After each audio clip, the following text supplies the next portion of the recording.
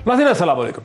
नाज़रीन, चेयरमैन नैब की तैनाती और उनकी एक्सटेंशन के हवाले से हुकूमत और अपोजिशन, खास करके अपोजिशन जमात PMLN के दरमियान में जो सफ़े हैं वो बड़ी वाज़े तौर पर हमें फॉल्ट लाइन्स नज़र आ रही हैं, जबकि हुकूमत ने मौक़िफ़ इख्तियार कर लिया है कि वो एक ऑर्डिनेंस के ज़रिए प्रेजेंट चेयरमैन को एक्सटेंशन देंगे उतनी देर तक जब तक कि वो एक नया चेयरमैन नहीं ला सकेंगे, और शहबाज शरीफ साहब के साथ किसी भी तरह से मुशावरत नहीं हो सकती। ये एक असूली मौक़िफ़ है पाकिस्तान की वफाकी हुकूमत का, इमरान खान की हुकूमत का।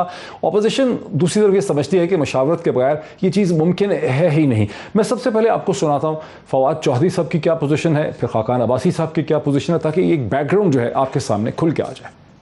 अभी भी मैं समझता हूं कि अपोजिशन को अपना लीडर ऑफ अपोजिशन तब्दील करना चाहिए ताकि हम नैब के चेयरमैन के ऊपर कंसल्टेशन कर सकें। और वज़ीर आज़म साहब बड़ी वाज़े तौर पे ये बात कह चुके हैं, शहबाज शरीफ खुद जो है वो मुल्ज़म है नैब के, और ये शहबाज शरीफ से पूछ के अगला चेयरमैन लगाना ऐसा ही होगा कि हम चोर से पूछें कि आप बताइए आपका तफ्तीशी कौन होगा।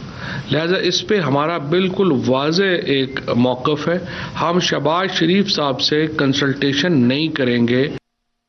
अपोजिशन का मौक़िफ़ भी PMLN ही की तरफ से ज़्यादा खुल के सामने आ रहा है, और शाहिद खाकान अब्बासी साहब ex prime minister of Pakistan जो है बहुत वाज़े मौक़िफ़ है वहाँ पर भी, वो भी सुन लेते हैं। कानून कहता है कि एक आदमी चेयरमैन नैब की जो टर्म है वो एक्सटेंड नहीं हो सकती। आज 3 दिन रह गए, मुशावरत का अमल शुरू नहीं हुआ। कानून कहता है मुशावरत का अमल हो। आज इस मुल्क का वज़ीर आज़म मुशावरत करने से इनकार कर रहा है।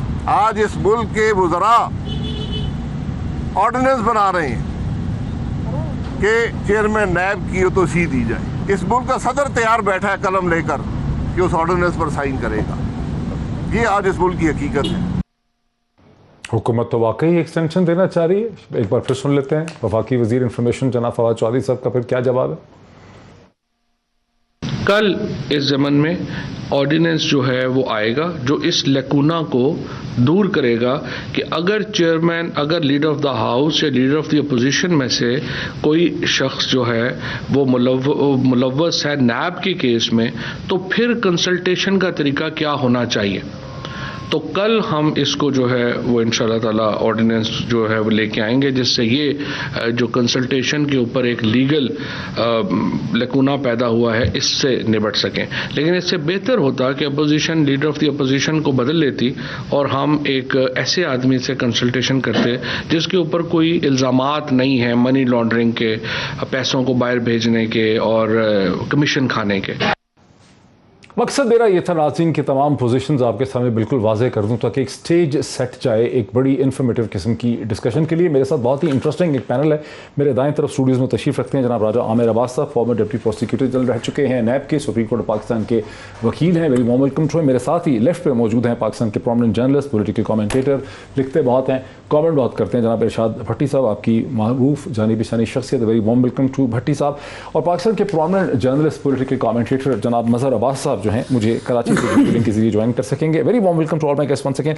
राजा आमिर अब्बास साहब, हुकूमत जो करने चली है चेयरमैन नैब के हवाले से, और इसके हवाले से आप पहले बहुत कुछ कह रहे हैं, इसका कोई प्रेसिडेंट है?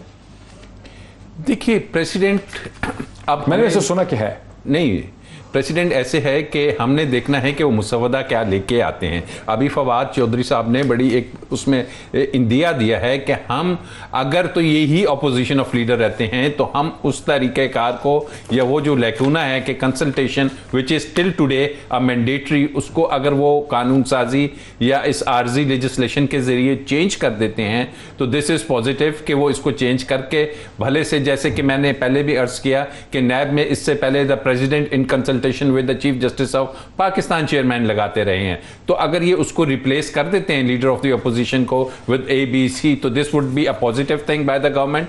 और इसमें कानूनी भी तमाम सुखम खत्म हो जाएंगे क्योंकि पार्लियामेंट को या ऑर्डिनेंस में ये, और उसके बाद इसको टेबल करें और तमाम अमेंडमेंट्स लेके आए। इवन जो चेयरमैन नैब है उसकी जो अपॉइंटमेंट होती है उसमें ये देखें कि 3 कैटेगरी सिंपली रखनी है, एक जज रख दिया है रिटायर्ड, एक रिटायर्ड 22 ग्रेड का अफसर रख दिया है, एक आपने लेफ्टिनेंट जनरल रख दिया रिटायर्ड डिसाइड, इसको भी वास्ट करें, इसको खोलें कि इसमें और लोग भी पार्टिसिपेट कर सकें। तो ये इट्स गुड थिंग कि ये रिफॉर्म्स की तरफ जा रहे हैं, उसमें अमेंडमेंट्स ला रहे हैं। लेकिन अगर सिंपली वो ये कर देते हैं कि जैसे प्रोसिक्यूटर जनरल के वक्त कर दिया था कि इसी वर्ड नॉन एक्सटेंडेबल को खाली एक्सटेंडेबल करके रिफॉर्म्स नहीं लाते, अमेंडमेंट्स नहीं लाते, तो फिर ये एक पर्सन स्पेसिफिक लेजिस्लेशन हो जाएगी जो कि जस्टिस जावेद इकबाल की खातिर इन्होंने ऑर्डिनेंस लिया है, दैट इज के जिसको चैलेंज किया जाए। लेकिन भट्टी साहब, हुकूमत का मौकफ ये है, एक फेडरल सेक्रेटरी मुझे कह रहे थे कि हुकूमत का मौकफ ये है कि अगर इस स्टेज पे एक रखना हो जाएगा, एक डेफिसिट हो जाएगा कि चेयरमैन नैब ऑफिस में नहीं होगा तो नैब का तमाम काम रुक जाएगा, नैब का काम नहीं हो सकता। इसलिए हुकूमत जावेद इकबाल को आगे नहीं बढ़ाना चाहती, वो सिर्फ उतनी देर तक उनको कंटिन्यू कराना चाहती है जितनी देर तक एक नया मसवदा आ सके, कानून आ सके, एक मैकेनिज्म आ जाए और फिर एक नया चेयरमैन नैब आ सके। उसका वो एक प्रोसेस बनाना चाह रहे हैं। देखिए, सबसे पहली बात तो मेरा ये मानना है कि अब वक्त आ गया है। पाकिस्तान में जब हम पूरे अपने इदारों को देखते हैं जो ज़मीन बोस हो चुके हैं और उन इदारों के हेड्स को देखते हो, हर पार्टी जो एक भी इक़्तिदार में आती है कि मेरा बंदा मेरा बंदा मेरा बंदा, अगर जावेद इकबाल को लाकर पीपल्स पार्टी और नून खुश नहीं, राजा सिकंदर को लाकर तहरीक इंसाफ खुश नहीं, इफ्तिखार चौधरी की सुप्रीम कोर्ट किसी को पसंद है, साकिब निसार की सुप्रीम कोर्ट किसी को पसंद है, शख्सियात या मेरा बंदा। अब वक्त आ गया कि चेयरमैन नैब, चीफ इलेक्शन कमिश्नर, DGFIA ये हुकूमत और अपोजिशन से निकालें। ये कोई एक बॉडी हो, वो बॉडी हो जो डायरेक्ट ना बेनिफिशरी हो या ना डायरेक्ट उसका कोई हो, सुप्रीम कोर्ट को या कोई एक ऐसा दुनिया में है कहीं ऐसे? नहीं ना हो। दुनिया में ऐसा है जहाँ जो हमारे यहाँ जो लुटमार मची हुई है, दुनिया में ऐसा है कि नायल होकर और मुजरम होकर और इश्तिहारी होकर दिलों का राजा है। दुनिया में ऐसा होता है? दुनिया से हम बिल्कुल कटे हुए ये होना जी। और वो कमेटी हो जिसको इन इदारों के हेड लगाकर ना फ़ायदा हो ना नुकसान हो। दूसरी बात है कि जो हुकूमत ऐसा कर दिया जाएगा तो इतने जो हाई पावर्ड फंक्शनरी होंगे, वो जो गवर्नमेंट ऑफ द डे होगी उसकी बात मानेंगे ही नहीं माननी अगर चाहिए। क्यों माननी चाहिए? आइन के मुताबिक काम करना चाहिए। चीफ इलेक्शन कमिश्नर का क्या काम है? इलेक्शन करवाना, खुद मुख्तार, आज़ादाना, मुनसफन। उसको गवर्नमेंट से क्या ताल्लुक है? चेयरमैन नैब का क्या काम है? आप अगर वजीर हैं, मैं अपोजिशन में हूं, दोनों ने कसूर किया, पकड़े, क्या काम? अच्छा, दूसरी बड़ा रेवोल्यूशनरी आइडिया है। दूसरी नहीं होना चाहिए, वक्त आ गया खुदा के लिए ना, जो छोड़े सर, वक्त आ गया। दूसरी बात, जब मैं हुकूमत के साथ हूं इस मामले में। किस मामले में? इस मामले में कि देखिए, शहबाज शरीफ नैब के मुलजम, शहबाज शरीफ का भाई नैब का मुलजम, शहबाज शरीफ की भतीजी नैब का मुलजम, शहबाज शरीफ के दोनों बेटे नैब के मुलजम, शहबाज शरीफ के दोनों भतीजे नैब के मुलजम, शहबाज शरीफ की अहले खाना नैब के मुलजम, शहबाज शरीफ के पार्टी के लोग नैब के मुलजम। हुकूमत इमरान खान का हेलीकॉप्टर केस चलो छोड़ दें, हुकूमत बाकी सारे वुज़रा 80% या नैब के मुलजम हैं या बन सकते हैं। तो खुदा के लिए, यानी जो आप शहबाज शरीफ से मुशावरत करने का मतलब ये है कि सारे मुलजमान को या चोरों को या डाकुओं को मुबैना तौर पर इकट्ठा किया जाए, उनसे पूछा जाए कि इस आपके मोहल्ले में कौन सा SHO लगाएं, या इस तरह के मुलजमों को इकट्ठा करके तो आप ये तो मानते हैं कि आपको कौन सा शहबाज शरीफ से मुशावरत नहीं हो सकती, तो फिर फवाद चौधरी जो कहते हैं कि शहबाज शरीफ को मुस्ताफी हो जाना चाहिए, वो सही कहते हैं? मैं उसका आइडिया भी उसका है भी ना कि किस तरह वो, इस तरह जिस तरह पब्लिक अकाउंट कमेटी का चेयरमैन राना तनवीर बना दिया उन्होंने, इसी तरह आर्जी तौर पर ये अपोजिशन को, राना तनवीर को आगे ला के अपोजिशन लीडर बना, उस पर कोई केस नहीं है, अब वो ला के अपोजिशन लीडर बनाए और ये इसको मुशावरत करें। इन्होंने ये सारे मैं मज़हर अब्बास साहब, अपोजिशन को भी चाहिए कि शहबाज शरीफ पूरे खानदान के ऊपर तरह तरह के इल्जामात हैं, जिस शख्स के ऊपर इल्जामात हैं, नैब की तहकीकात है, इल्जामात हैं, इन्वेस्टिगेशन है, उसी को सामने लाने की बजाय उनको एक दूसरा बंदा लाना चाहिए जिसका नैब के इदारे के साथ डायरेक्ट वास्ता नहीं। नैब खुद क्यों इतने इंटरेस्टेड हैं कि उनको एक्सटेंशन मिल जाए? क्यों नहीं चले जाते वो? क्यों नहीं ये कहते कि मुझे एक्सटेंशन नहीं चाहिए? कितनी पोजीशंस चाहिए उनको?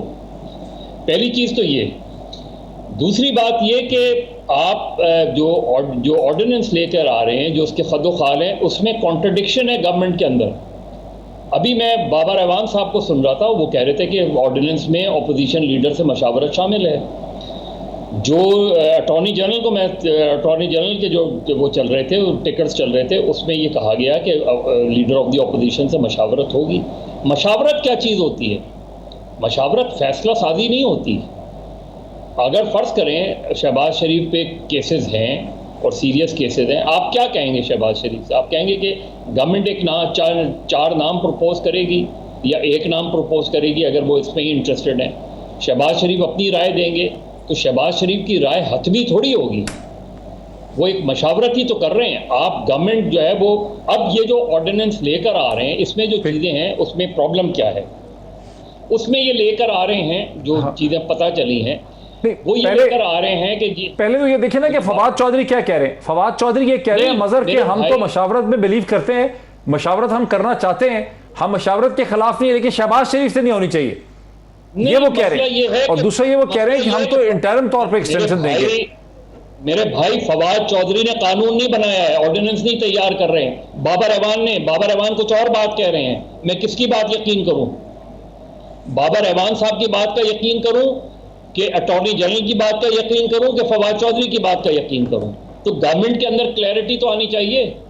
एक पेज पर तो हो गवर्नमेंट, दो मुख्तलिफ राय दी जा रही हैं। बाबर अवान और अटॉर्नी जनरल एक बात कह रहे हैं, फवाद चौधरी दूसरी बात कह रहे हैं। लेकिन ऑर्डिनेंस के जो खद्दो-खाल हैं वो क्या कह रहे हैं जो अब तक पता चले हैं?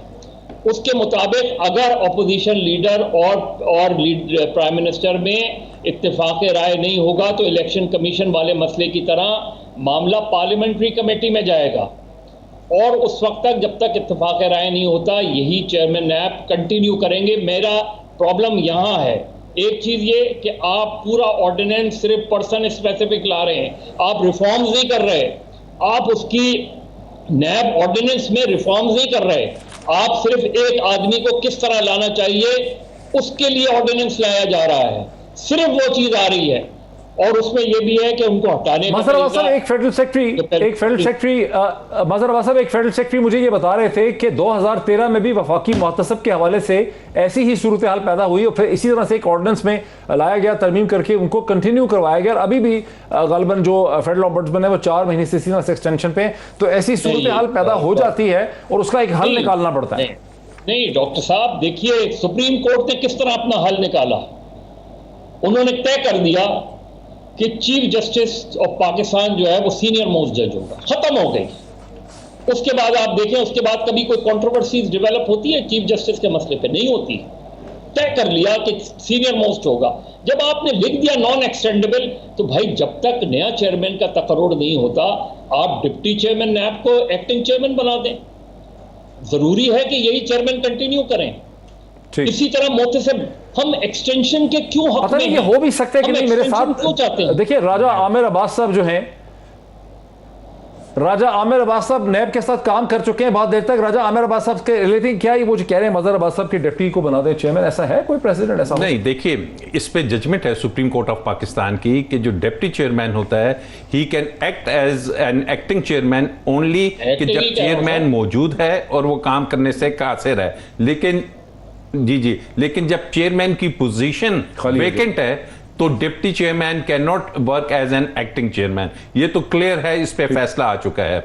अब दूसरी बात है कि ये वफाकी मुहतसिब वाली जो एग्जांपल मुझे एक फेडरल सेक्रेटरी ने, आप वफाकी मुहतसिब को छोड़िए, इसी नैब के अंदर प्रोसिक्यूटर जनरल जो अभी बैठे हुए हैं वो भी एक्सटेंशन पे चल रहे हैं। अच्छा, वो भी एक्सटेंशन पे चल रहे हैं। ऑर्डिनेंस के जरिए उनकी एक्सटेंशन बढ़ाई गई, वो नॉन एक्सटेंडेबल को चेंज किया गया। एंड देयर वाज समथिंग कि ये नॉन एक्सटेंडेबल का वर्ड एक विजडम था इसके पीछे। वो विजडम ये था कि चेयरमैन नैब जो है या नैब एक इंडिपेंडेंट बॉडी है, इसके चेयरमैन को ये आप इंसेंटिव ना दीजिए कि जनाब हम आपकी मुद्दत मुलाजमत बढ़ा देंगे, फिर आप उसके बदले में उनसे कोई भी काम करवा सकते हैं, कुछ रुकवा सकते हैं। But again I would say कि अगर ये इंटरम पीरियड के लिए कर रहे हैं और उसके बाद मुझे समझ नहीं आती कि ये लास्ट डे का वेट क्यों करते हैं। 3 महीने पहले ये तमाम एक्सरसाइज क्यों नहीं कर ली गई और उसके बाद अगर इसको टेबल कर देते हैं और पार्लियामेंट से एक्ट बन जाता है कि जनाब ये इसमें एक पार्लिमानी कमेटी बनेगी, लीडर ऑफ द अपोजिशन वही रहेगा। अगेन इसमें काफी सारी गवर्नमेंट की इंटेंशंस आपको क्या लग रही है? हुकूमत तो ये कह रही है कि हम तो चेयरमैन जावेद इकबाल साहब को कोई हमेशा के लिए नहीं रखना चाह रहे, हम चाह रहे हैं कि जितनी देर तक एक हल निकल सके उतनी देर तक इनको सिर्फ कंटिन्यू करवाएंगे। देखिए अब बात तो फिर वही हो रही है ना कि कंटिन्यू कराएं। इसमें सुप्रीम कोर्ट की जजमेंट भी है कि ऐसी पोजीशंस को खाली नहीं रखा जा सकता, इसमें कोई हर्ज नहीं। आई डोंट सही है कि अगर खाली हो जाएगी तो तात्तुल हो जाएगा, डेडलॉक आ जाएगा, डेडलॉक आ जाएगा और खाली नहीं होती इसको कंटिन्यू कंटिन्यू कराते हैं, कोई इसमें ऐसा नहीं पार्लियामेंट या ऑर्डिनेंस के जरिए और बाद में बिल के जरिए करे, लेकिन पॉइंट इसके इसमें जो तरीकाकार है उसका अपॉइंटमेंट का, उसको तो चेंज करें। भट्टी साहब कहते हैं कि बात मुनासिब नहीं है, मुझे भी लग रहा है फिर वही leader of the opposition Shehbaz Sharif साहब पे अगर 15 किस्म के इल्जाम है, उनके बाकी सब पे भी हैं, तो वही नैब के चेयरमैन की, मतलब भट्टी साहब तो, मजहर साहब तो नहीं मानते, लेकिन आपका क्या ख्याल है? नहीं, भट्टी साहब ने एक और बात कर दी कि जनाब कोई कमेटी बना दी जाए जो DGFIA लगाए, जो इलेक्शन के, इसको बनाने के लिए इलेक्शन कमीशन ऑफ पाकिस्तान का आपको आइन में तरमीम करनी पड़ेगी, 2/3 मेजोरिटी चाहिए।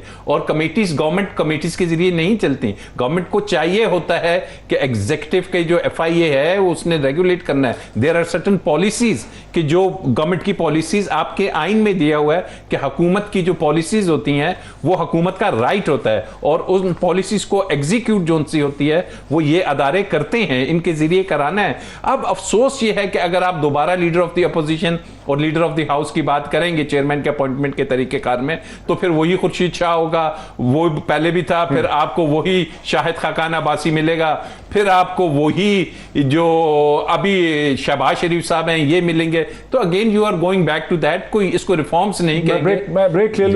एक डेडलॉक तो है हुकूमत और अपोजिशन के दरमियान, लेकिन साथ ये भी बात वाज़ेह होती चली जा रही है कि पाकिस्तान का जो इंतज़ामी ढांचा है, जो कानूनी और आइनी ढांचा है, जिस तरह से उसके लिखा गया है, जो उसका आर्किटेक्चर है, उसके अंदर डिसफंक्शनैलिटी है ही बहुत ज़्यादा। उसके हर स्टेप एंड स्टेज के अंदर एक मसला जो है वो खड़ा हो जाता है। कुछ स्मूथ फंक्शनिंग का स्ट्रक्चर जो है यहाँ पर एग्जिस्ट करता भी नहीं। मजीद बात करते हैं ब्रेक के बाद। नाज़रीन, वेलकम बैक। हुकूमत और अपोजिशन में ठनी हुई है बहुत ही क्लियर, एक वाज़ेह किस्म की डिवाइडिंग लाइन है। वैसे ही और बात है कि कभी सुलह हुई भी नहीं गुज़िश्ता 3 बरस में, लेकिन एक बार फिर यहाँ पर एक बहुत ही बड़ी लड़ाई है चेयरमैन नैब के हवाले से।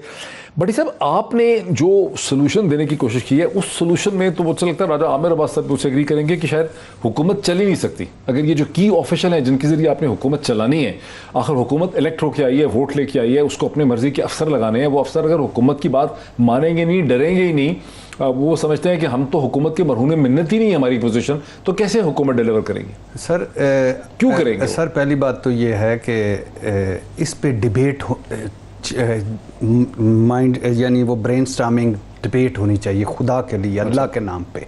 मुझे एक बता दे, राजा आमिर साहब की सारी बातें ठीक, आपकी भी सारी ठीक, मज़हर साहब की भी ठीक, जो इस मैं कहता हूँ खसूसी कानून साजी इस वक्त की अहम ज़रूरत है। आइन को बदलें खुदा के लिए। अगर आइन बदला, 18वीं तरमीम भी तो आ गई, एक और तरमीम सब नहीं बदलने देंगे, भी पूछ लें, नहीं वो चेंज नहीं करने देंगे। अच्छा, दूसरी बात बुनियादी तौर पे ये है, प्लीज कि क्या आपका कोई इदारा बताएं 70 साल से मैं सिर्फ एक शख्स को नहीं बदल, कोई इदारा है जो कदमों पे खड़ा है?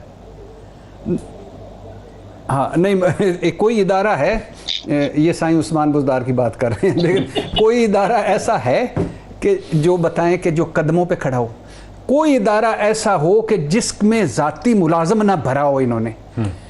बशीर मेमन इमरान खान साहब को पसंद नहीं लगा के, वाजिद ज़िया उनको पसंद नहीं लगा। क्यों यार, ये कौन लोग हैं? ये चोर, मुबैना तौर पर डाकू, लुटेरे, इनकी नस्ल Avon field, Surrey Mahal, 25 volumes, 10 volumes, TT Raj Kapoor, Panama leaks, Pandora leaks, WikiLeaks और वो दुबई लीक्स और पता नहीं क्या क्या।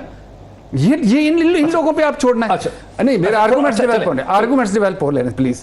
मैं कहता हूं कि इन लोगों के हाथों से निकालो, कुछ चंद आज़ाद और खुद मुख्तार रहने दो। DGFIA को रूल्स एंड रेगुलेशन वो प्राइम मिनिस्टर को जवाबदेह होगा, लेकिन प्राइम मिनिस्टर ये नहीं होगा कि उसे उठा के तू मुझे पसंद नहीं, जा डॉक्टर मोईद के खिलाफ मुकदमा कायम कर, नहीं करूंगा, जा घर से चला जा। दूसरा आ जाए इसके खिलाफ इंक्वायरी कर, नहीं करूंगा। उसको एहसास होगा। आज राजा सिकंदर सुल्तान क्यों खड़ा हुआ है? क्यों उनको नोटिस भिजवाएं? हटा नहीं सकती हुकूमत, हटा नहीं सकते। और ये क्यों तड़प रहे हैं? क्योंकि उनको नहीं हटा सकते। अगर वो उसको हटा सकते होते अब तक जा चुका होता। लेकिन एक डिसफंक्शनैलिटी तो वहां भी सर नहीं, कोई डिसफंक्शन, इसको चेंज करें, आदि बनाएं हम सारे अपने को। या तो आप छोड़ दें। अच्छा, ये जमहूरियत इदारों की मजबूती के बगैर है। अच्छा, मज़हर जमहूरियत अच्छे लॉ एंड कानून के मुताबिक है। अब किस जमहूरियत की बात? मज़हर अब्बास साहब, 2 खानदानों की, 2 शाही खानदानों की, और सारे करप्शन में डूबे। मज़हर अब्बास साहब, और फिर आखिरी एक बात मज़हर साहब से जाने से पहले, ये जो इमरान खान साहब ने कल कमीशन बनाया, बात थोड़ी हट जाएगी, मैं सिर्फ mind set, public inspection commission, prime minister inspection commission, नहीं वो पहले से एग्जिस्ट करता है। मैंने सुने उसने एक सेल बनाया, प्राइम मिनिस्टर इंस्पेक्शन कमीशन का पिछले 3 साल से आपने खेत मिट्टी सुना है। लगाया किसने? इमरान खान ने। वो बनाया किसने? इमरान। अब क्या है, ये इस तरह है, मुबैना चोर कौन है? खुद। मुबैना जज कौन है? खुद। मुबैना तहकीक कौन कर रहे हैं? खुद। खेत मिट्टी, ये इमरान खान साहब कल क्या कहते थे? ये इमरान खान साहब कहते थे छोड़ो, सुप्रीम कोर्ट में बनाओ, उसके नीचे बनाओ, इन इदारों में गुलाम भरे हुए हैं। आज खुद बना दिए, मैं देखूंगा। ये वो माइंड सेट है। अच्छा। हमारा इमरान खान जो 20-22 साल मैं और आप जिसके पीछे खड़े होकर तब्दीली के नारे मारते रहे, वो इमरान खान भी हुकूमत में जाके इतना सिविलियन डिक्टेटर बन जाता है, कहता मैं ही मैं। इसका मतलब है कि हुकूमत के प्रोसेस के अंदर कोई ऐसी चीज है। अब आखिरी जुमला, आखिरी सर ये 3-4 दफा आप आखिरी चुके हैं। आखिरी जुमला नहीं सर, स्टूडियो में बैठने का एक फायदा तो है ना कि आप उसको म्यूट नहीं कर सकते। आखिरी जुमला, आखिरी बात बेसिकली ये है, बात बुनियादी तौर पे ये, खुदा के लिए जब आप चाहते हैं कि शहबाज शरीफ से मुशावरत नहीं करनी, वो नैब का मुल्ज़म है, तो शौकत तरीन नैब का मुल्ज़म है, उसको रख लेना है। अलीम खान नैब का मुल्ज़म है, उसको हाँ नैब का मुल्ज़म है, नैब का मुल्ज़म है। वो 2010 के पुराने केसेस, वो सारे उसमें केसेस अभी मौजूद है, और अभी भी अल्हम्दुलिल्लाह ऑफशोर कंपनियां भी रख लेना है, और उस पर भी बात करते हैं। और साहब हम पेंडोरा बॉक्स पे बात करते हैं। जाहिर है कि पेंडोरा बॉक्स अभी दफन नहीं हुआ, वो पेंडोरा उसका खुला हुआ है, वो चल रहा है। लेकिन एक चीज करके थोड़ा इसको वाइंड अप कर ले डिस्कशन को। हम लोग जब टेलीविजन में इकट्ठे होते हैं तो इखलाकी बहस करते हैं कि ये होना चाहिए, क्यों होना चाहिए, क्या बात सही है, मॉरल आर्गुमेंट हमारा होता है सारा, खास करके जो कमेंटेटर्स हैं, एक्सपर्ट्स हैं। मैं आपसे एक डिफरेंट प्रैक्टिकल चीज पूछता हूं, आपको लगता है कि हुकूमत ऑर्डिनेंस ला के अपना काम चला लेगी, या हुकूमत के रास्ते में कोई रुकावट खड़ी हो जाएगी चेयरमैन नैब के हवाले से, या government will get it's way done, कर लेगी हासिल अपना अहदाफ? मेरा ख्याल है कर तो लेगी, लेकिन बहुत बड़ा क्रेडिबिलिटी क्राइसिस खड़ा हो जाएगा हुकूमत के लिए। देखिए हमारे यहाँ पोलराइजेशन बहुत हुई है, और ख़ासतौर पे एडमिनिस्ट्रेटिव पोलराइजेशन बहुत हुई है। पिछले 40-50 सालों में ब्यूरोक्रेसी इतनी ज़्यादा पोलिटिसाइज हो गई है कि आपको पता होता है कि कौन सा ब्यूरोक्रेट किसके साइड पर है। ये जो चीज़ें हैं इसने सबसे ज़्यादा डैमेज किया, और क्योंकि अखलाकियात बिल्कुल हमारे यहाँ ख़त्म हो चुकी हैं, लिहाजा मैं अपनी मॉरल रिस्पॉन्सिबिलिटी नहीं अदा करता ये कहते हुए कि नहीं मुझे एक्सटेंशन नहीं चाहिए, मुझे नहीं चाहिए, मैंने अपना काम कर लिया, अच्छा किया, बुरा किया, लेट्स हिस्ट्री जज। ये जो हमारे यहाँ एटीट्यूड है कि रिटायर्ड लोग जो है वो एक एक्सटेंशंस चाहते हैं, लंबी एक्सटेंशंस चाहते हैं, ताकि उनको तनख्वाह मिलती रहे, तनख्वाह चलती रहे, उनके मामलात चलते रहें। ये जो प्रॉब्लम है इसको हमें सॉर्ट आउट करना पड़ेगा इस चीज़ को। और भट्टी साहब ने बात दूसरे पैराए में की थी, लेकिन कमीशन, एक इंडिपेंडेंट कमीशन अगर आप बनाएंगे, लेकिन उसमें कौन लोग होंगे, किस पे क्वेश्चन उठ सकता है, किस पे नहीं उठ सकता, ये बहुत बड़ा हमारे पास प्रॉब्लम है कि हम कमीशन में अगर लखें, फर्ज करें नैब का कोई कमीशन बना दें, नैब का एक कमीशन बना दें जो केसेस के हवाले से ये आप बात कर रहे हैं पेंडोरा बॉक्स के 700 लोगों की लिस्ट के हवाले से? नहीं, मैं ये जो चेयरमैन जो 700 लोगों के नाम आ गए पेंडोरा की लिस्ट में, उसकी बात कर रहे हैं? नहीं, मैं नैब के उसके हवाले से बात कर रहा हूं कि नैब के अंदर भी आप देखिए पावर ऑफ द चेयरमैन नैब को डिस्कस नहीं किया ऑर्डिनेंस में। हालांकि पावर्स मेरे लिहाज से डीरेगुलेट होनी चाहिए, डायरेक्टर्स के पास भी पावर्स आनी चाहिए, ताकि किसी एक शख्स के गिर्द सारी चीज़ें नहीं घूमें। ये सबसे बड़ा प्रॉब्लम नैब का रहा है कि चेयरमैन डिसाइड करता है किसको पकड़ना है, किसको नहीं पकड़ना, कौन सी इंक्वायरी खोलनी है, कौन सी नहीं खोलनी। इसके अलावा किसी डायरेक्टर की कोई जरूरत नहीं हो सकती कि वो अपने तय कोई इन्वेस्टिगेशन कर सके। ठीक हो गया। ये नैब अच्छा, मुझे थोड़ा सा आगे चलने दें मजहर साहब, मुझे आगे चलने दें इस पे। हाँ, मैं यहां पे इस बात को, चेयरमैन नैब वाली बात को अब हम खत्म करते हैं, बिकॉज एक चीज तो मजहर अब्बास साहब ने मान ली कि हुकूमत विल गेट इट्स वे, वो अपना रास्ता बना लेंगे, ऑर्डिनेंस लाएंगे, जैसा कैसा भी है वो अपना काम चला लेंगे, जो वो करना चाहते हैं वो कर लेंगे। जो दूसरी चीज है, क्या वो हुकूमत के लिए सियासी मसला हो जाएगा जो पेंडोरास बॉक्स की लिस्ट है, या वहां भी हुकूमत जो है प्राइम मिनिस्टर इंस्पेक्शन कमीशन के जरिए अपना काम चला लेगी? खाकान अब्बासी साहब ने इस हवाले से क्या कहा, पेंडोरा बॉक्स के हवाले से, ex prime minister Pakistan Khaqan Abbasi, वो सुन लेते हैं, फिर बात को आगे बढ़ाते हैं। तरीका वही होना चाहिए जब पनामा लीग में एक कंपनी का नाम आया और जिसमें नवाज शरीफ साहब का नाम भी शामिल नहीं था, लेकिन उस पर GIT बनी, उस पर मुकदमे दर्ज हुए, उसमें तफ्तीशें हुई, उसमें केस बना, और एक शख्स जिसका नाम भी किसी कंपनी में नहीं था उसको सज़ा दी गई। वही तरीका होना चाहिए इन 700 अफराद के लिए भी जो नवाज शरीफ साहब के साथ किया गया। वही तरीका होना चाहिए। मुझे याद आ रहा है वो जो गाना था कि ये तो वही जगह है, गुजरे थे हम जहाँ से, गुजरे थे हम जहाँ से, गुजरे थे हम जहाँ से। क्या आप समझते हैं कि ये प्रैक्टिकल है कि वही सारी चीज़ जो 2016-17 में पनामा के हवाले से हुई थी वो दोबारा से री एनैक्ट हो सकता है पॉलिटिकल ड्रामा? देखिए, जब पनामा 2016 में आया तो आपने उसको इससे अगर कंपेयर करते हैं, there is a huge difference. उस वक्त के 3 दफ़ा के वज़ीर आज़म, उसके बेटे, उनके नाम पे जायदादें अनअर्थ हुई, उनके नाम पे फ्लैट्स अनअर्थ हुए, और फिर उससे बढ़ के उन्होंने खुद को अपने उसके लिए अकाउंटेबिलिटी के लिए पेश किया।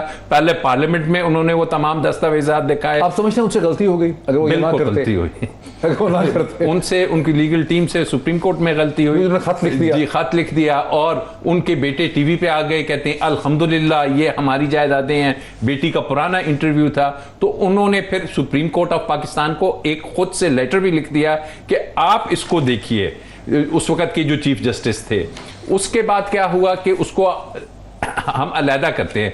आज अगर इमरान खान का नाम आ जाता तो मैं समझता हूं कि सबसे पहले सुप्रीम कोर्ट को सो मोटो ले लेना चाहिए था कि अगर उसके या उसके बच्चों का नाम आता। वो तो नहीं आया। अब जो नाम आए हैं, ये इमरान खान साहब के लिए एक बहुत बड़ा टेस्ट है। अच्छा। यकीन कीजिए कि इसमें जो ब्यूरोक्रेट्स के नाम है, जो जर्नलों के नाम है, जो दूसरे हैं, इसमें अगर वाकई ही इन्वेस्टिगेशन हो जाती है, इसमें अगर वाकई ही हमें चीजें सरफेस करके आ जाती हैं कि जनाब ये पैसे इन्होंने कहां से लिए, क्योंकि ऑफशोर जो एक्स सिविल सर्वेंट्स हैं, कुछ ऐसे लोग हैं जो अब हुकूमत में नहीं भी हैं लेकिन खासी अजीब अजीब चीजें उनके बारे में आ गई हैं इस रिपोर्ट में, इनका क्या होगा? सपोज अभी किसी के पास तो ऑफिस ही नहीं है लेकिन चीज़ें अजीब सी आ गई हैं सामने। देखिए ना, वो टेनोर होता है, जो भी सिविल सर्वेंट होता है ना उसको, या पब्लिक ऑफिस होल्डर होता है, उससे ये पूछा जाता है, नैब का जो कानून है वो 85 से लागू है, कि आपने इस अदवार में अगर ये परचेजिंग की है, ये बाइंग की हुई है, तो बताइए वो सोर्सेज कहाँ थी। इमरान खान साहब बात करते थे ना कि जनाब मैं अगले इलेक्शन की बात नहीं करता, मैं तो आने वाली नस्लों की बात कर रहा हूं। तो इट्स टाइम कि अब वो वाकई ही आने वाली नस्लों की बात करें। मौजूदा हुकूमत या 2023 के इलेक्शन से बढ़ के वो इन लोगों को वाकई ही करार। लेकिन जो एनालिसिस आपने किया कि नवाज शरीफ साहब से, चले इधर पूछ ले भट्टी साहब, नवाज शरीफ साहब से गलती हो गई, वो लोग ज़्यादा पैनिक में चले गए, उनके साहिबजादे जो थे वो एक टेलीविजन प्रोग्राम में आके उन्होंने शुरू में उसको, इन्होंने एक डिफेंसिव स्ट्रेटजी इख्तियार करने की कोशिश की ताकि हम इसको प्रिवेंटिव स्ट्रेटजी कि हाँ हाँ हमारी प्रॉपर्टीज़ हैं वगैरह वगैरह। फिर नवाज शरीफ साहब ने मजीद एक खत पत भी लिख दिया, सुप्रीम कोर्ट कमीशन बनाने की बात कर दी, और यूँ नवाज शरीफ साहब फंस गए। अब एक एनालिसिस है कि अगर ये सब कुछ ना करते, बैठे रहते आराम से, तो शायद इतना उनके साथ बाद में मसाइल उनके लिए ना पैदा होते जिसके नतीजे को निकलना पड़ा। तो फिर तो प्राइम मिनिस्टर इमरान खान ठीक ही कर रहे हैं कि प्राइम मिनिस्टर इंस्पेक्शन टीम एक उन्होंने निकाला है चीज़, प्राइम मिनिस्टर इंस्पेक्शन कमीशन, जिसका कल ही हमें पता चला है कि ये एग्जिस्ट भी करता था, और उसके उन्होंने हवाले कर दिया सब कुछ। तो उस लिहाज से स्ट्रेटजी ठीक है इमरान खान। देखिए, पहली बात तो ये है कि ठंडा हो जाएगा। पेंडोरा लीक्स आने के बाद पूरी अपोजिशन और इंटेलेक्चुअल का एक पूरा ग्रुप सकते में है कि इमरान खान इससे क्यों नहीं निकला। हालांकि निकालने की बड़ी कोशिश की, इसके अंदर इमरान खान फंस जाता, किसी ना किसी तरीके, वो उसका बेटा बीवी, वो जो उन्होंने कहा जमान पार कर, वो कल इत्तेजाज बता रहे थे कि 5 नंबर के घर हाउस, 5 नंबर हाउस 8 हैं जमान हाउस में, 2 नंबर हाउस 3 हैं जमान हाउस में, और वो जोड़ने की अल्हम्दुलिल्लाह उससे निकले तो ये तो नीचे आ गया। दूसरी बात, नवाज शरीफ साहब ने बहुत गलतियां की, लेकिन ये इमरान खान का एक फिक्रा मुझे नहीं भूलता, ये कुदरत का आज खुद नोटिस था। अल्लाह ताला जब मत मार दे, अल्लाह ताला की तरफ से हाँ, जब अल्लाह ताला बंदे की मत मारी जाती है तो वो एक पे गलती करता है। क्या यानी उन्होंने जनाबे स्पीकर गलती, ये सियासी बयान है गलती, सुप्रीम कोर्ट में जालसाजी गलती, कतरी खत गलती, जाली ट्रस्ट डीड गलती, अवामी अदालतें गलती, कानूनी मामले को सियासी लड़ना गलती, किसी सवाल का जवाब। तो इमरान खान ठीक कर रहे हैं, आराम से बैठ गए। अब जो अभी शाहिद खाकान अब्बासी साहब ने कहा है, मुझे अब जो मेरा इमरान खान था 22 साल वाला, उससे ये तवक्को थी कि अल्हम्दुलिल्लाह उसका तो कोई नाम नहीं है ना, उसके बच्चों का भी नहीं है, उनकी बेगम साहबा का भी नाम नहीं है, कोई भाई शाही, कोई जमा तफरीक, कोई किसी का नहीं। नाम किसका है? 4-5-6 वजीरों का, फैसल वाड़ा का, उनके पास ऑफिस कोई नहीं है इस वक्त। मैं कह रहा हूं कि हो भी, वो जैसे आमिर भाई बता रहे हैं कि पीछे हो भी और वो कर लें, और उन्होंने सारों नहीं देखे ना, फैसल वाड़ा का पुराना नाम है, कहना क्या चाहिए शौक, एक्सप्लेनेशन दे, कहना क्या चाहिए, ऑफिस नहीं है उनके पास। करना क्या चाहिए था? इमरान खान साहब को एक काम करना चाहिए था, सुप्रीम कोर्ट के चीफ जस्टिस साहब को कहते कि मैं जब था ये पनामा लीक्स में इमरान खान साहब ने जब इसके पीछे थे तो वो कहते मैं भी यही रास्ता बताता हूँ, आप एक कमीशन इखलाकी पोजीशन है ना, हाँ high moral ground, high moral. तो इमरान खान और बाकी में फर्क क्या है? अरे नहीं, दूसरी बात, और अगर इमरान खान साहब ने ये नहीं लिया तो मेरी अपोजिशन को किसने रोका हुआ है कि वो सुप्रीम कोर्ट ना जाए ना, शायद का अगला सुप्रीम कोर्ट। और तीसरी बात, चीफ जस्टिस से मेरी दरखास्त है कि वो भी ले आज को नोटिस और इस पे अपना बनाए कमीशन जैसे बनाते हैं। ये 0/0 इज इक्वल टू 0 है इमरान खान मजहर अब्बास साहब सरबराही में कमीशन। मजहर अब्बास साहब, बहुत साल पहले एक वेबसाइट हुआ करती थी अमेरिका में, power and interest news report, PINR, अब नहीं है, वो मैं बड़े शौक से पढ़ता था। उसमें कभी इखलाकी पहलू नहीं होता था किसी भी सिचुएशन का, उसमें सिचुएशनल एनालिसिस होता था। अभी भी अगर आप देखें BBC, CNN, न्यूयॉर्क टाइम्स, ये सिचुएशनल एनालिसिस भी करते हैं। तो सिचुएशनल एनालिसिस क्या कहता है कि इमरान खान को वो इखलाकी बात माननी चाहिए जो खाकान अब्बासी कह रहे हैं या भट्टी साहब कह रहे हैं या कोई और कह रहा है, या इमरान खान को देखना चाहिए कि इस वक्त मुझे अगर पॉलिटिकल कंट्रोल और स्टेबिलिटी रखना है तो मैंने ये ठीक है एक ढूंढ लिया एक चीज़, प्राइम मिनिस्टर इंस्पेक्शन कमीशन, उसके हवाले कर दिया है, खुद ही चाय ठंडी हो जाएगी, क्या करें? एक तो आइंदा से आप भट्टी साहब को स्काइप पे लिया करें, स्टूडियो ना बुलाया करें। दूसरी बात ये कि देखिए, ये भी सिचुएशनल एनालिसिस। दूसरी बात ये देखिए, इमरान खान एक आदमी अगर खुद एक हाई मॉरल ग्राउंड पे खड़ा है और उसके हवाले से कोई चीज़ नहीं है तो वो तो ज़्यादा स्ट्रांगली आना चाहिए था। यानी आपने किन लोगों पे मुश्तमिल कमीशन बनाया है, कमेटी बनाया, सेल बनाया है, जिनसे आपको जवाबदेही करनी चाहिए कि भाई इनकी ऑफशोर कंपनीज कैसे FBR के रिकॉर्ड में क्यों नहीं है, और FBR ने इनके हवाले से किया क्या अब तक? क्यों नहीं किया FBR ने? FIA ने क्यों नहीं किया? मनी लॉन्ड्रिंग है तो मनी लॉन्ड्रिंग किसकी जिम्मेदारी थी रोकना? FIA की। उन्हीं से आप तहकीकात करवा रहे हैं। यानी जिनसे जवाबदेही होनी चाहिए उन्हीं से तहकीकात करवाई जा रही है। ये बहुत इंपॉर्टेंट पहलू है इसका, क्योंकि पहले भी यही हुआ और उसका नताइज आप देख लें। पहली इंक्वायरी FIA ने की थी ना, बाकी नवाज शरीफ को छोड़ के बाकी लोगों की, क्या हुआ उसका नतीजा? कुछ भी नहीं निकला। अब भी आप देख लीजिएगा उसका नतीजा क्या होगा। FBR तो जवाब दे कि FBR ने उस हवाले से कोई कार्रवाई की थी कभी इन लोगों के हवाले से जिनकी ऑफशोर कंपनी डिक्लेयर नहीं है? कोई FBR ने उनको नोटिस भेजे हैं माजी में? कोई FBR ने उनमें से किसी से पूछगछ की है? अब अगर FBR कर रही है तो FBR अपनी उस रिस्पॉन्सिबिलिटी का वो कर लेगी, अब कर लेगी, सब कुछ कर लेगी, मालूम भी कर लेगी। ये इस तरह मेरा ख्याल है नहीं है। इमरान खान को सुप्रीम कोर्ट के चीफ जस्टिस को रेफर करना चाहिए था और अपने वज़रा और मशीरों से कहना चाहिए था कि उनका नाम अगर उस कमीशन से क्लियर हो जाता है तो मुझे कोई ऑब्जेक्शन नहीं, आप वापस आ जाएं। ये तो होता उनका हाई मॉरल ग्राउंड जिस पे वो शुरू में खड़े थे। जब दवाओं का स्कैंडल आया था तो उन्होंने हटा दिया था हेल्थ मिनिस्टर। ठीक है, अलीम खान नैप के उसमें आए थे, अलीम खान को हटा दिया था। अच्छा, ब्रेक ले लो। मैं दवाओं का स्कैंडल भी बाद में, वैसे मुझे पता चला कि उसमें था कुछ नहीं, लेकिन बहरहाल जो है एक ब्रेक लेते हैं और ब्रेक के बाद इस सिचुएशन को लेकर आगे चलते हैं कि प्रैक्टिकली क्या है प्राइम मिनिस्टर के लिए मुनासिब और इखलाकी तौर पर प्राइम मिनिस्टर के लिए क्या चीज़ है। इस पर मजीद बात करते हैं आफ्टर ब्रेक। नाज़रीन, वेलकम बैक। राजा आमिर अब्बास साहब से बात का आगाज़ करते हैं। तो राजा आमिर अब्बास साहब, अगर हम इखलाकी पहलू को माने, अगर इखलाकियात को माने, मॉरल आर्गुमेंट को माने जो मजहर साहब कह रहे हैं और भट्टी साहब ने थोड़ा सुखी तरफ इशारा किया है, तो फिर तो प्राइम मिनिस्टर को कल शाम तक शौकत तरीन साहब को भी घर भेजना चाहिए था। उनको फैसल वाड़ा को पता नहीं किधर भेजते, क्योंकि उनके ऑफिस कोई नहीं है। खुसरू हैं और बाकी जितने लोग हैं और जो लोग बाकी सब उनको कहते हैं कि जी पकड़ लो इनको, ठीक है ना, घर भेजो, जब तक सफाई नहीं हो जाएगी 8 दिन में। तो फिर हमारे फाइनेंस मिनिस्टर ने तो जाना IMF के साथ डील करने के लिए वहाँ पर उसकी एक्सटेंशन करनी, फिर क्या होता है? अब आप बताएं कि प्रैक्टिकल क्या है और मॉरल क्या है। देखिए, हम कानून में एक चीज़ पढ़ते रहते हैं और ये उसमें है कि अदालतें रिफॉर्मिस्ट नहीं हो सकती।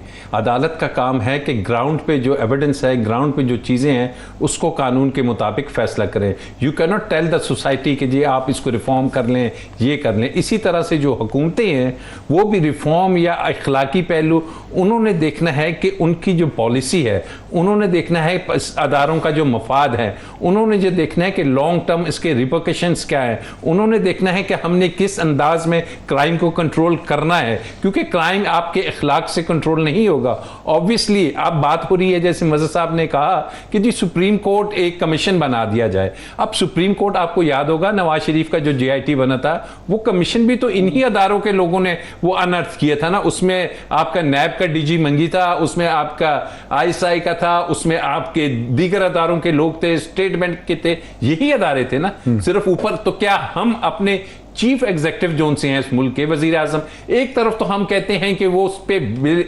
बेशक दयानतदार है, उसमें 0.001% भी ऐसा कोई चीज नहीं है कि कोई एक फिंगर भी पॉइंट आउट करे। तो अगर उसकी सरबराही में वही अदारे जो चीफ जस्टिस ऑफ पाकिस्तान ने अपने कमीशन के नीचे बनाने हैं, अगर वो इन्वेस्टिगेट कर रहे हैं, तो मैं नहीं समझता कि इसमें कोई ऐसी बात होगी कि जनाब उस पर कोई जाके भरोसा नहीं करेगा। They would give results.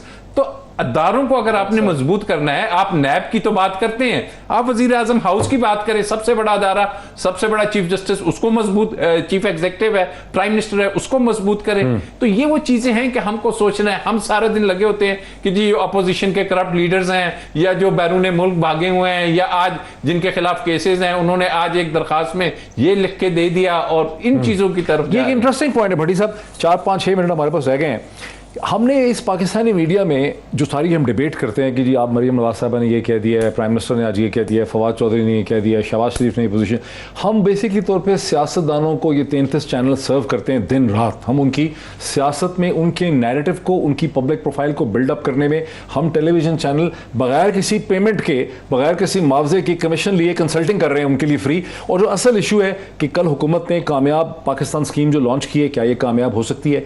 जो पंजाब रोजगार स्कीम है उसमें से कितने पैसे डिस्पर्स कर सकी है हुकूमत? जो हाउसिंग स्कीम का वादा किया था वो कितना कामयाब है कि नहीं है? ये टीटीपी के साथ हमें जो सुलह करने की बात प्राइम मिनिस्टर साहब ने कर दी है, ये हमें करनी चाहिए कि नहीं? इसके क्या नतीजे निकल सकते हैं? ट्रेड हमें क्या करना चाहिए? उन पे नहीं हम बात करते जो असल इश्यूज हैं, ना लोगों को इन्फॉर्मेशन देते हैं, हम लोग की स्टेटमेंट्स को डिस्कस करते हैं। दो सिर्फ जुमले आमिर भाई के। नंबर 1, इमरान खान की वाहिद वजह यहाँ तक आने की और उसके साथ खड़े होने की उनकी हाई मॉरल ग्राउंड है। नंबर 2, अगर वो चाहते हैं, अपने वुज़रा को ये नहीं कहते कि क्लियर होके आओ, उस 3 महीने के अंदर ये सारा क्लियर होके आओ वरना घर जाओ या वरना पैसे दो, तो फिर वो शहबाज शरीफ से मुशावरत कर ले। वो भी नैब का मुल्ज़म है, वो भी अच्छे लोग हैं, फिर उनको चोर डाकू ना कहें, ये ठीक नहीं, उनको चोट अपराध करते हैं। ये जो मैकेनिज्म है कि प्राइम मिनिस्टर हुकूमतें चलाना, नैब का बंदा है, इसमें एफबीआर का बंदा है, इसमें एफआई सब नहीं चलेंगे। वो कितने कमीशन एक बना, ऊपर मौजूद हो ना, फर्क क्या है? ऊपर सुप्रीम कोर्ट 1000 पेज की वक्त हो, उसमें पता है, उसमें फौजी भी थे, फौजी डाले ना इसमें। और ये जो 25 वालियम या 10 वालियम नहीं, इसी वजह से। वो 1000 सफ़े पढ़े थे आपने? हाँ, नहीं 1000 तो नहीं, कोई तकरीबन कोई, मैं 2 मरतबा कोशिश की तो कोई 400-450-500 पे पहुंचा। अच्छा, तो असल 10 वॉल्यूम, 10वां तो मिला नहीं था, वो 9 वॉल्यूम तकरीबन 1000 पेजेस बन गए थे। तो असल वो मैंने संभाल के रखे, मुकद्दस समझ के। उसका हुआ कुछ नहीं वैसे बात में, दीमक खा गई। इस मुल्क में ये छोड़ दें, होना है कि नहीं होना। आप किसको जवाब दें? अपने ज़मीर और अल्लाह को। मैं किसको जवाब दूं? अपने ज़मीर और अल्लाह को। तो कम से कम वो इखलाकी ग्राउंड जो 22 साल हमें सिखाते रहे आई मॉर्गन, उस पर तो खड़े रहें। आज इनको IMF से आपको मुआहदे की पड़ गई है, हुकूमतें चलाने की मुआहदे की पड़ गई, जहन्नम में जाए हुकूमत, खड़े हों, कहें कि नहीं है मेरे पास हुकूमत, मैं ये हटा दी है, मैं घर आ गया हूँ, आओ मुझे मैंडेट दो। कैसी बात करते हैं? उधर वो कहते हैं चोर डाकू हैं, इधर आप अखलाकी पोजीशन नहीं लेते। नंबर 1। दूसरी बात, आपने 2 जुमले बिल्कुल ठीक कहा। हम ये माजरत के साथ मैं भी उसमें शामिल हूँ, कदम बढ़ा, हम तुम्हारे साथ हैं, देखो देखो कौन आया, शेर आया, जेल जाना है तो रैलियों में जाना है, फूल पत्तियां डालें, विक्ट्री निशान। ऐसे मकरू निज़ाम में, गलीज निज़ाम में यही चंद लोग हैं जिनके हम कंसल्ट बने और लगातार धड़ाधड़ करी जा रहे हैं। दूसरे एहसास का कोई प्रोग्राम नहीं, हेल्थ का कोई, गुर्बत, महंगाई, बेरोज़गारी, लोगों का कोई अस्पताल नहीं सही, कोई थाना नहीं सही, कोई कचहरी नहीं सही, कोई स्कूल नहीं सही, और हम लगे हुए नवाज शरीफ साहब फील्ड से वो टोपी ऊपर लेकर निकलते हैं और हम सोचते हैं वो अच्छा आज वो वाक़ई की कितनी वॉक की, कितने कदम किए, आज उनका इलाज हुआ, कैसे नहीं हुआ? मरियम साहब ने आज नई दरखास्त दे दी, कब दे दी? शहबाज शरीफ साहब को होना चाहिए। बिल्कुल सही। और इनको छोड़ें यार, आवाम पे आए। मजहर अब्बास साहब, हम सियासतदानों के PR कैंपेन रन करते हैं बगैर मुआवजे के, हर वक्त उनकी स्टेटमेंट्स को डिस्कस करते हैं, नॉन इश्यूज़ को हम डिस्कस करते हैं 33 टेलीविजन चैनल। जो असल इश्यूज़ हैं पाकिस्तान की रियासत के, माशरे के होने चाहिए जो यहाँ पर, वो नहीं हम डिस्कस कर पाते। हमारा अब ख़त्म ही, हमारी कैपेसिटी कोई नहीं उनको डिस्कस करने। नहीं, ऐसा नहीं है, मेरा ख्याल है। एक तो पहले मैं थोड़ी सी तस्हीह कर दूं, जो राजा आमिर अब्बास कह रहे थे, मैंने नहीं कहा था कि सुप्रीम कोर्ट कमीशन बनाए, मैंने कहा नैब का अपना एक कमीशन होना चाहिए जो केसेस के हवाले से। दूसरी बात ये कि इस मुल्क में करप्शन को इशू किसने बनाया? मीडिया ने, चाहे वो प्रिंट मीडिया था 80s का या आज का इलेक्ट्रॉनिक मीडिया। ये जिन केसेस की हम रेफर कर रहे हैं, ये अच्छा, इमरान खान ने नहीं बनाया? सामने नहीं, मैं तो मीडिया की बात कर रहा हूं। इमरान खान ने तो मीडिया से पिक किया था सर, माफ कीजिएगा, इमरान खान ने मीडिया से पिक किया था।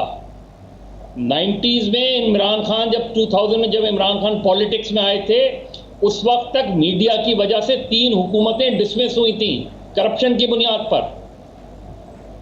तो मीडिया ने अपना किरदार उस तरीके से अदा किया है। हम अंडरमाइन करते हैं मीडिया के रोल को। करप्शन को इशू मीडिया ने बनाया है, ये याद रखिएगा। प्रूफ कर सकता हूं कि मीडिया ने बनाया इशू। बाद में हाँ, बहुत से इशू, आपका कॉर्पोरेट आ गया, इलेक्ट्रॉनिक मीडिया, नतीजा क्या निकला? आ गया आपका। नहीं, नतीजा मीडिया का काम नहीं है नतीजा निकालना। मीडिया नतीजा क्या निकला? हाईलाइट करना है मेरे भाई। मीडिया का काम इन्फॉर्म करना है। मीडिया का काम उस चीज को आगे लेके चलना है। मीडिया का काम यह नहीं है कि मैं नतीजा निकालूं उससे। नतीजा इदारों ने निकालना है, आपने इदारे बनाने हैं, मैंने हाईलाइट करना है, मैंने इंफॉर्मेशन देनी है। मैं उसका हिस्सा, जो भी सहाफी या एंकर या एनालिस्ट किसी का हिस्सा बन जाता है, वो ना जर्नलिस्ट रहता है, ना एनालिस्ट रहता है, ना एंकर रहता है। मेरा काम चीजों को हाईलाइट करना है। मेरा काम पब्लिक इंटरेस्ट में लोगों को बताना है कि आपकी गवर्नमेंट सही चल रही है, आपकी गवर्नमेंट गलत चल रही है, आपके यहाँ ये स्कैंडल्स हैं। ये सारी चीजें आप चले जाएं। हम क्योंकि अपने आप को बहुत ज्यादा अंडरमाइन करते हैं कि जैसे हमने अपना रोल प्ले नहीं किया। मैं इससे एग्री नहीं करता। हाँ, हमारा और ज्यादा रोल होना चाहिए था। अगर आप एजुकेशन को डिस्कस कर रहे होते हैं तो आपका मालिक जो है आपसे कहता है कि भाई इस पे रेटिंग नहीं आती, इसका मैं क्या करूं, मेरे पास इसका क्या सोल्यूशन है? सही। तो मैंने अपना रोल 2 मिनट रह गए, ऐसा नहीं है कि 2 मिनट रह गए, जरा 2 मिनट। राजा आमिर रवाज साहब, 2 क्विक चीजों पे प्रैक्टिकल हम जजमेंट कर लें।